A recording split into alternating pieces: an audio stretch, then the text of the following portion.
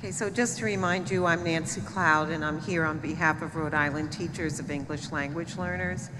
And so I'll refer to our association as RITELL, Rhode Island Teachers of English Language Learners. There are approximately 9,000 English language learners in the state, and this does not include the students who have been waived by their parents from receiving services, but who also go home to languages other than English and are not yet proficient in English. For those of you from Warwick, those children are enrolled at the Park Elementary School, and they're also at the middle and the high school. So they're certainly in all of the districts across Rhode Island and more heavily concentrated in the urban districts. So I wanted to start by first telling you that Rhode Island Teachers of English Language Learners is a professional association, and our goal is to serve our members through conferences and putting information on a website. That's our major goal. We're not a political action committee. We're not here to respond to political events other than those that we feel compel us to act, and this is such a case. So we've been testifying at every hearing that we can possibly go to because we oppose the current policies that have to do with assessing students who are not yet proficient in English. And so to help you understand our opposition, I thought I would start by telling you a story from 40 years ago. And it has to do with how the Supreme Court came to make a decision called the Lau decision in San Francisco. And what happened in that year is that a Chinese family came to the San Francisco Unified School District and complained because they felt that their children were not understanding the teacher because they didn't know any English.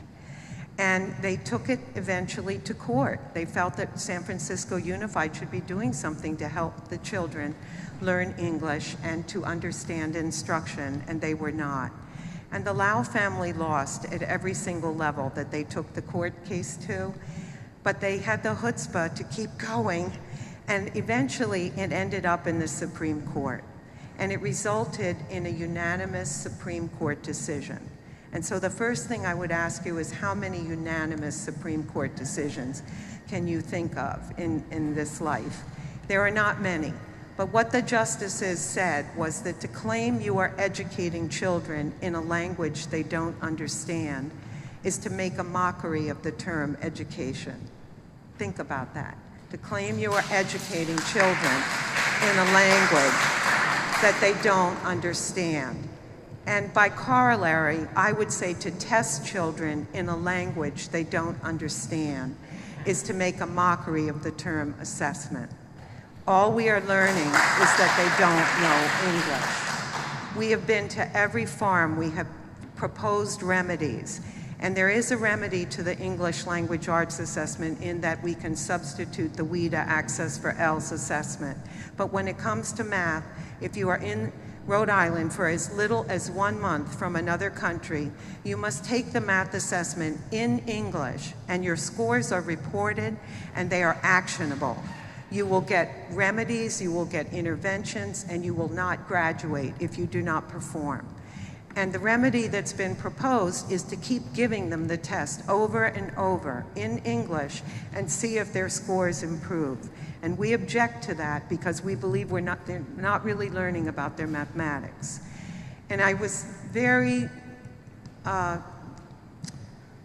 astonished, really, because I was at a Senate hearing in which Ms. Castaneda spoke, and she said it wouldn't help to translate the test because the truth is they don't know their math. And I was astonished because I thought, we don't know if they know their math or they don't know their math. We're just learning that they don't know English, something we already knew. The state collects that information. They know what children do not know English, and yet they make children who don't know English sit for a test in English. So it's happening now. This week they're taking the English Language Arts test, and next week they're taking the math test in English. Children who we know are not yet proficient in English. We object to that as professionals because it's punishing. The teachers sit with the students and with the test in front of them, unable to read and process it proficiently, and they must stare at the test for 90 minutes or whatever the length of the test, and then it's taken away. The teachers are in pain to do this to children.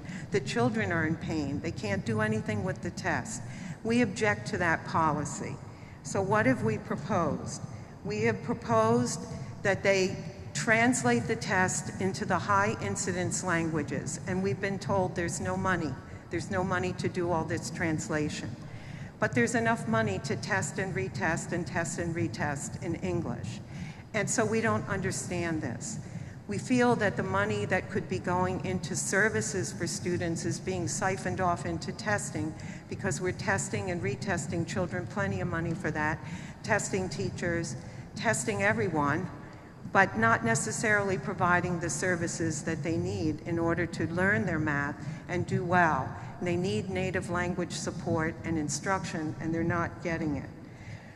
We feel that the educational money is being siphoned off that could be going to under-resourced schools. I was appalled to see that Woonsocket might not have been able to offer classes past April last year. That was on the news.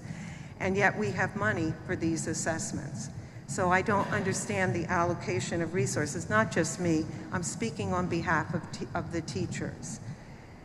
Teachers who have never had English language learners do not know how to serve them in their classrooms. We could be giving professional development to teachers to improve the situation for the students. And so we would like to see the money spent on educational support. A bill was put into the House to prevent high-stakes testing and put instead the money into the resources that would go to students. It didn't make it. So actions have been taken in the Senate and in the House, lots of proposals, but the state keeps marching on and will continue to execute the NECAP. It is predicted 90% of English learners will not meet the standard. Therefore, they will not, if they're in their senior year, they will not graduate.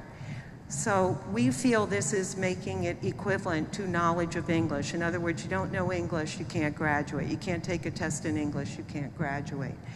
And so we object to that, and that's the position of Rhode Island teachers of English language learners. Last point, once they learn English, they're no longer considered English language learner.